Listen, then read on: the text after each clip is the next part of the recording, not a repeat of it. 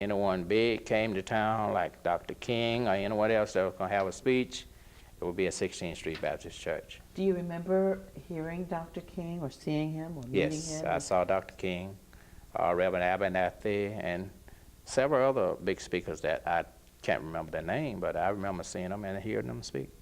What were some of the things that struck you about Dr. King when you think back? The attention that he can get from other people. Give us a scenario of one of the times that you may have gone to the church and he came. What was it like? Well, it's like he would draw, like a magnet. He would draw people to him. And anytime he spoke, people would listen. I believe if he walked in a bar and they was having a brawl, if he walked in and spoke, I believe everybody stopped fighting and listened to what he had to say. Mm-hmm. That's just how strong he was. When you look at people today, without necessarily naming a name, do you think there's anybody, in your opinion, that comes close to him or similar? No. No one ever will be that. Not in my lifetime. I hope sometime later on someone will come, but not now. Because it's not, he was a sincere man.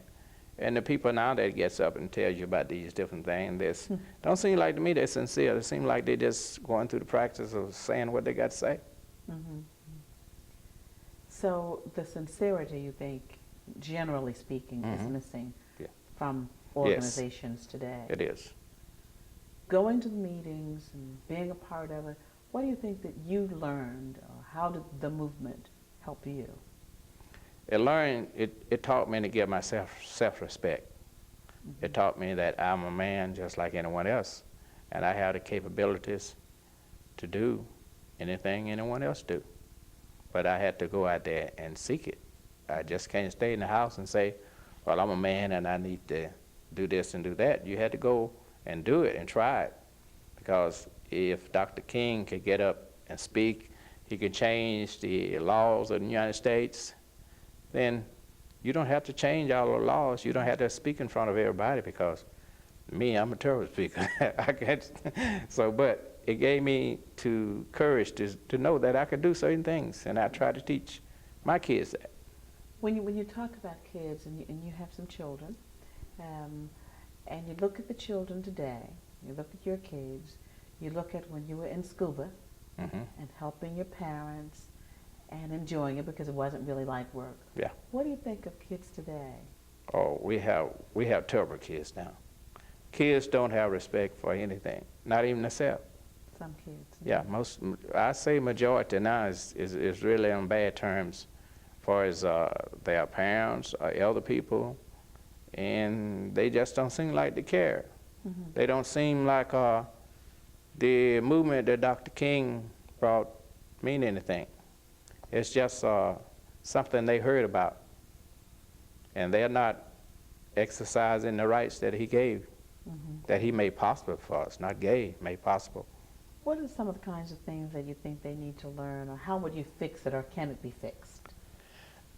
I think the fixing should start at home, when the kid is small. And the fixing had to start with the parents. A lot of parents think, well, they are old enough to go to school, I send them to school and the teacher ought to get them straight. But that's not going to solve the problem. The parent had to start when the kid is young, even when they are in diapers. Do you think that the movement in any way today can help in that? We see different organizations like the NAACP, the SCLC, or different ones being concerned about youth, particularly African American youth. Do you think that they can help? They can, but are the kids going to listen to that? That's the problem. The kids are not listening to the adults. They rather listen to another teenager, or they rather listen to some rap music than to listen to what an adult got to tell them. And sometimes it's like I still go back to the parents' fault. A lot of parents say, well, you can't tell my kid that. And they don't want anyone to try to tell the kids anything. But that's wrong, because every message that the kids get is not a bad message. A lot of time there's some good messages out there, but they have to listen. because I dealt with kids quite a long time. Not just my kids. I coached Little League Baseball for about 12, 13 years, and I really enjoyed it. I enjoyed the kids. When you talked about being bitten by the dog and you went to Dr. Bradford and then you was told to see a Dr. Hamilton who was in that area. What did he ever say anything to you about the movement, Dr. Hamilton? Yes, he was really involved in the movement. I mean, he was one of the front people out there in the movement. Yeah, I only remember going to his office one time, but I remember going to his home for something several years ago, but I can't remember exactly what it was for. What do you think that we can do today in terms of the movement and kids and moving forward, or do you think we're on the right path? I don't think we're on the right path. We need to really get involved into the communities with the young kids. Young kids now walking the street, don't have anything to do, and our mind is not in good for anything. You have to give a kid something to think about. Give a kid something to do. And I still go back to my days of coaching. The kids that I was dealing with, they was out there worrying about how they're going to hit that ball that next day, or how they was going to strike this fella out, or what the score was going to be after we won the ball game. Instead of out there trying to figure out how to get some dope or how to break into someone's house, they had other things on the mind.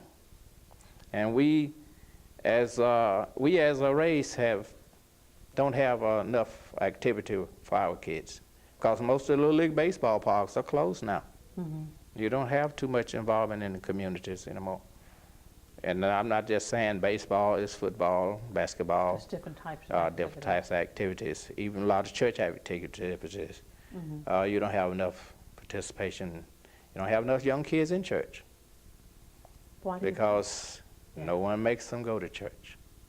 It was mandatory that I go to church when I was young. So did your mom send you, or did she go with you? She went with us. And if she couldn't go, then you still had to go. Is there something that I didn't ask you as you think back over our conversation and how you grew up being involved in the movement, or anything that I didn't ask that you wanted to share before we finish? I came through with the era that I think was a big change in black history, black American lives. And I was glad to be a part, the little part that I played, I was glad of that. And I was glad I could get to be a part of the movement and experience what was going on. And I wish some of the kids these days, or some, not even kids, the young adults in their 20s could go through the same thing and learn what we have been through and what parents older than I have been through to get to the stage that they are now. And they're not taking advantage of the opportunities that they have. That the opportunities are here, we just have to... Right, they're not taking advantage of it. When you speak about opportunities, you talked about it was what we said about picking the cotton and helping out. And you hear kids today, some of them saying that they want work. You see areas where they can get work. They do, some have transportation, but some don't appear to want those jobs. They want higher paying jobs. What do you say to that? They want to make all the money the second day they're on the job, instead of starting off making a little money and working their way up. If they're not making enough money, they're going to quit. And then the next thing you know, they're walking the street again. Because back in the 60s, even before then, even maybe in the 70s, you could stop working at a place across the street and go across the street over there and get you another job. But there's no jobs now. And whatever job you get, you have to stay there until you get something better, or until you get a better position on the job that you're on. And then you have an opportunity to make more money. But you're not going to make it as you go in the door. And the youngsters, that's what they want. They want to get that money so they can buy these rings and these earrings and these big cars, because their buddies got this, or their friends are. And sometimes the mothers and parents of other kids have bought these things for them.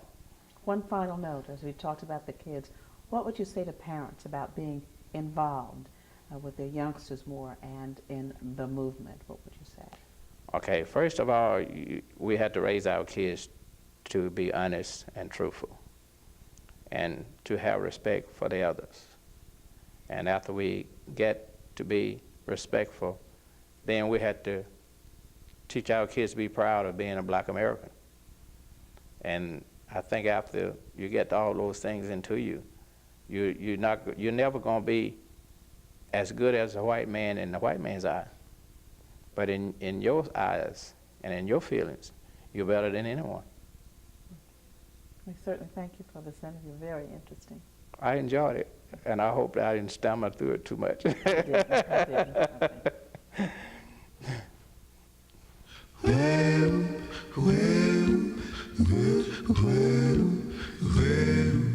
Well,